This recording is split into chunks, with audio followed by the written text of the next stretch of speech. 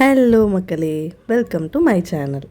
தொடர்ந்து பேசுகிறதுக்கு சப்ஸ்கிரைப் பண்ணுங்கள், சப்போர்ட் பண்ணுங்கள். இன்றைக்கி எபிசோடில் என்னாச்சுன்னு பார்த்தீங்கன்னா, யாருமே எதிர்பார்க்காத விதமாக ஒரு பெரிய ட்விஸ்ட் நடந்திருக்கு. வழக்கமாக எல்லோரும் தனியாக போகிற கோயிலுக்கு மலரோட ஃபேமிலியும் கூப்பிடுறாங்க. இந்த ட்விஸ்ட்டை யாருமே எதிர்பார்த்துக்க மாட்டாங்க. அதுவும் மகா சங்கமத்தில் இது நடக்குதுன்றது ஒரு எதிர்பார்க்காத விஷயந்தான். என்னாச்சுன்னு பார்ப்போம். இன்றைக்கி எபிசோடில் பார்த்திங்கன்னா, எல்லாருமே காலையில் எந்திரிச்சு வழக்கம் போல் காஃபி குடிக்கிறது அப்படி இப்படின்னு சொல்லிட்டு இருக்கப்போ எல்லோரும் ஜாக்கிங் போகலாம், வாக்கிங் போகலான்னு பேசிகிட்டு இருக்காங்க. அப்போது மலரோட மாமியார் வந்துட்டு, நீங்கள்லாம் போயிட்டிங்கன்னா மலர் போயிட்டால் எப்படி சமையல் வேலைலாம் நடக்கும் அப்படின்னு சொல்லிட்டு மலரை மட்டும் ஸ்டாப் பண்ணுறாங்க. உடனே கோமதி சொல்கிறாங்க, அப்போ நீங்கள் வாங்க, நீங்கள் சும்மா தானே இருக்கீங்க அப்படின்னும் போது, நானா அப்படின்னு ஒரு நிமிஷம் ஷாக் ஆகிட்டு அதுக்கப்புறமேட்டு அவங்களும் வராங்க. ஒரு மாதிரி வீம்புக்கு ஒத்துக்கிட்டு அவங்களும் வராங்க. அப்புறம் வாக்கிங் போகிற இடத்துல பார்த்திங்கன்னா அவங்களால நடக்கவே முடியல. இந்த இடத்துல வந்துட்டு ராஜியும் மதியோட கன்வர்சேஷன் பார்த்திங்கன்னா, நீ ஊர்லேயுமே வந்துட்டு இந்த மாதிரிலாம் இருப்பியா, உங்கள் மாமனார் எதுவும் சொல்ல மாட்டாங்களா அப்படி இப்படின்னு சொல்லி கேட்குறாங்க. அதுக்கு ராஜி சொல்கிறாங்க, எங்கள் மாமனார்லாம் இந்த மாதிரி கிடையாது, அவர் வந்து ரொம்ப நல்லவர், ஒரு விஷயத்த வந்து ஃபஸ்ட்டு வேண்டான்னு சொல்லுவார், அதுக்கப்புறம் நம்ம புரிய வச்சிட்டோம் அப்படின்னா அவர் நல்லாவே சப்போர்ட் பண்ணுவார் அப்படின்னு சொல்லி அவங்க சொல்லுவாங்க. மதி சொல்லுவாங்க, இந்த மாதிரிலாம் இருந்தால் ரொம்பவே பரவாயில்ல அப்படின்னு சொல்லிட்டு ஒரு மாதிரி பொறாமையாக பேசுவாங்க. அங்கே வாக்கிங் முடிச்சுட்டு எல்லோரும் வீட்டுக்கு வந்துட்டு காஃபி குடிச்சிட்ருப்பாங்க. அப்போது இன்றைக்கி பார்த்திங்கன்னா கோயிலுக்கு போகலாம் அப்படின்னு சொல்லிட்டு ஆல்ரெடி டிஸ்கஸ் பண்ண விஷயத்தில் இன்றைக்கி அதே டிஸ்கஷன் ஹாலில் நடந்துகிட்ருக்கப்போ மதியோட ஃபேமிலியை கூப்பிடலையே அப்படின்னு சொல்லி பேசிகிட்டு இருக்காங்க. அப்போது சரி, மதிக்கு அப்பாவுக்கு தான் உடம்பு சரியில்லையே, அவர் எப்படி வருவார் அப்படின்னு சொல்லி டிஸ்கஸ் பண்ணிகிட்டு இருக்கப்போ, சரி அவன் அம்மாவுக்கு ஃபோன் பண்ணி சொல்லுவோம், இருந்தாலும் ஒரு வார்த்தை சொல்லிடுவோம், வராதது அவங்களோட விருப்பம் அப்படின்னு சொல்கிறாங்க. உடனே கோமதி கேட்குறாங்க, மதி வீட்டில் கூப்பிட்றீங்க, சரி மலர் வீட்டில் கூப்பிட மாட்டீங்களே அப்படின்னு சொல்கிறாங்க. உங்களுக்கு நடந்த பிரச்சனைலாம் தெரியாதான்னு தெரியல, எங்களுக்கும் அவங்களுக்கும் பேச்சுவார்த்தை இல்லை, எங்களுக்கும் அவங்களுக்கும் ஆகாது அப்படின்னு சொல்லிட்டு ராகவன் சொல்கிறாரு. அது என்ன ஆகாது, அது என்ன வேர்ல்டு வாராக நடந்திருக்கு உங்களுக்குள்ள, இல்லை பெரிய சண்டை ஏதாவது நடந்திருக்கா, ஏதாவது ப்ராப்பர்ட்டி விஷயம் நடந்திருக்கா, அதெல்லாம் ஒன்றும் இல்லைல்ல, அப்புறம் என்ன, எல்லா நாட்டு சண்டையே ஈஸியாக முடியுது, உங்களோட பிரச்சனை என்ன, நீங்கள் அவங்களையும் கூப்பிடுங்க அப்படின்னு சொல்லுவாங்க. இவங்க வந்துட்டு முடியவே முடியாதுன்னு சொல்லுவாங்க. அப்போ கோமதி சொல்லுவாங்க, நான்லாம் வந்துட்டு பேரண்ட்ஸ் என்னோடய அம்மா கிட்ட பேசாமல் நான் எவ்வளோ வருத்தப்பட்டேன்னு தெரியுமா, கல்யாணத்துக்கு அப்புறம் வந்துட்டு அவங்களோட பேச்சுவார்த்தை இல்லாமல் எதிர்த்த வீட்டில் இருந்தும் அவங்கக்கிட்ட பேச முடியாமல் அவங்கள பார்க்க முடியாமல் எவ்வளோ வருத்தப்பட்ட 30 வருஷமாக. அதே கஷ்டம் தானே மலருக்கும் இருக்கும்.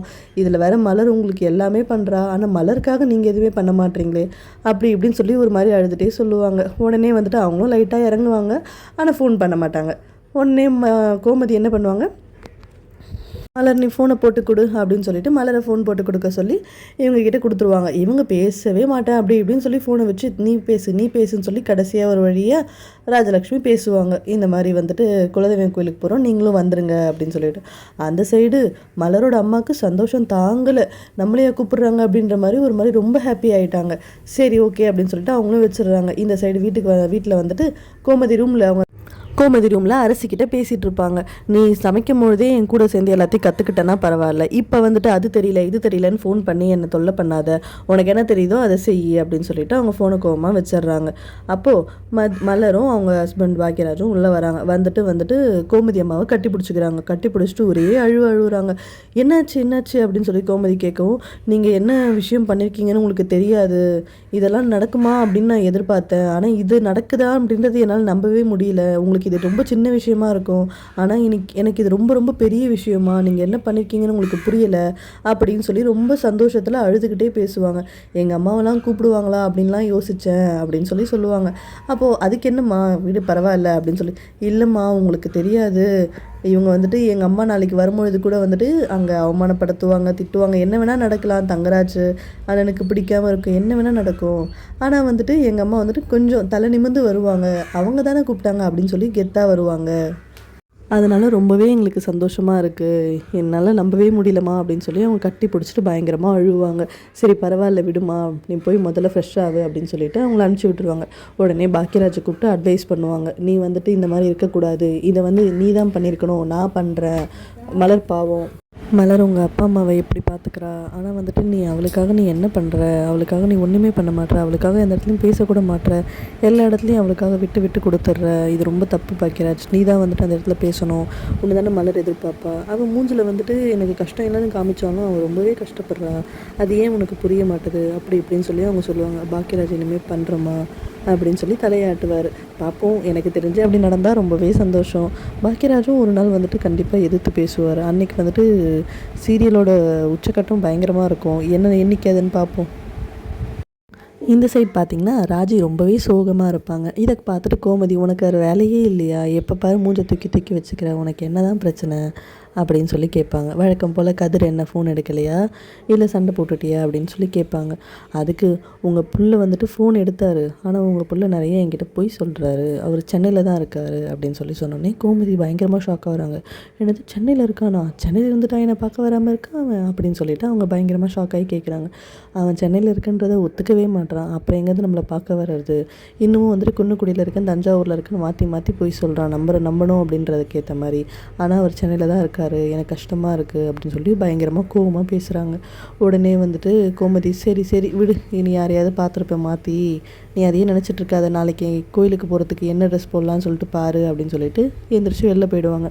வெளியில் போயிட்டு அவங்க கதிருக்கு ஃபோன் பண்ணுறாங்க. ஃபோன் பண்ணி, கதிர் நான் உன்னை கேட்பேன், நீ அம்மா கிட்ட உண்மையை தான் சொல்லணும் அப்படின்வாங்க. சொல்லுங்கம்மா அப்படின்வாங்க. நீ சென்னையில் இருக்கியா, குன்னக்குடியில் இருக்கியா, தஞ்சாவூரில் இருக்கியா அப்படின்னு கேட்பாங்க. உடனே கதிர் வந்துட்டு, நான் சென்னையில் தாம்மா இருக்கேன். என்னடா சொல்கிற, சென்னையில் இருந்துட்டா நீ ராஜிக்கிட்ட போய் சொல்கிற, அவள் ராஜி சொன்னது உண்மைதானா அப்படின்னு கேட்பாங்க. ஆமாம்மா, நான் சென்னையில் தான் இருக்கேன், நான் கடைக்கு வந்தப்போ ராஜி என்னை பார்த்துட்டா அப்படின்னு சொல்லி அவங்களும் சொல்லுவாங்க. நீ ஏன்ப்பா சென்னைக்கு வந்த அப்படின்னு கேட்குறப்போ, இல்லைம்மா கஸ்டமர் ஒருத்தருக்கு வந்து ஹாஸ்பிட்டல் அட்மிட் ஆகிருக்காரு, ஒரு ட்ரீட்மெண்ட் விஷயமா வந்தேன் அப்படின்னா. கஸ்டமரா, யார் அப்படின்னு கேட்பாங்க. இல்லை ஒரு தெரிஞ்சவர் தான், வேறு ஒன்றும் இல்லை அப்படின்னு சொல்லி சமாளிப்பார். உடனே வந்துட்டு, யாராக இருந்தால் என்னப்பா, ராஜிக்கிட்ட சொல்லியிருக்கலாம்ல. இல்லைம்மா நீங்களே பயப்படுறீங்க, ராஜிலாம் ரொம்ப பயப்படுவாங்க, அதனால தான் சொல்லலை, இதை இப்படியே விட்டுருங்கம்மா, நான் ராஜியை நான் சமாதானப்படுத்திக்கிறேன் அப்படின்னு. நீ மட்டும் வீட்டுக்கு வந்தனா உன் சட்டையை பிடிச்சி ராஜி சண்டை போடுவா, உஷாராக இருந்துக்கோ, ரெடியாக இருந்துக்கோ அப்படின்னு சொல்லி இவங்களும் சொல்லுவாங்க. நான் பார்த்துக்கிறேம்மா அப்படின்வாங்க. உடனே ஃபோனை வச்சுட்டு கதிர் வந்துட்டு ராஜோட அப்பா கிட்டே போய் நடந்ததை சொல்லுவார். என் தங்கச்சி அவ்வளோ கோவப்படுறாளா அப்படின்னு சொல்லி அவரும் கேட்பார். உங்கள் தங்கச்சியும் சரி உங்கள் பொண்ணும் சரி பயங்கர கோவக்காரங்களாக இருக்காங்க, இவங்களெல்லாம் எப்படி வச்சு சமாளிக்கிறதுனே எனக்கு தெரியலை அப்படி இப்படின்னு சொல்லி சொல்லுவார். உடனே வந்துட்டு ஊருக்கு போனதுக்கப்புறம் உண்மையை சொல்லிடலாம் அப்படின்னு சொல்லிட்டு இவர் சொல்லுவார்.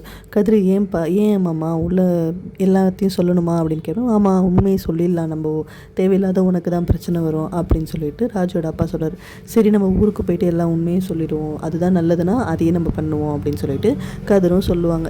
இப்படி தான் வந்துட்டு ஃப்யூச்சரில் வந்துட்டு நடக்கும். அங்கே போயிட்டு எப்படி இருந்தாலும் எல்லாருக்கும் உண்மை தெரிய வரணும்.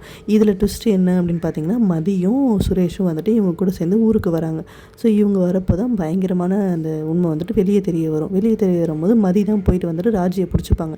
அங்கே ஒரு அடிதடி சண்டையே நடக்கும். இது எல்லாத்துக்கும் வந்து மதியும் சுரேஷும் அங்கே நின்று அவங்களுக்கு சப்போர்ட் பண்ணுவாங்க. இப்படி தான் வந்து அடுத்த கட்ட கதைக்களம் போகும். இதுதான் என்னோட ப்ரெடிக்ஷன். நீங்களும் அதே மாதிரி ப்ரெடிக்ட் பண்ணிங்கன்னா தயவு செஞ்சு கமெண்டில் போடுங்க. தேங்க்ஸ் ஃபார் வாட்சிங்.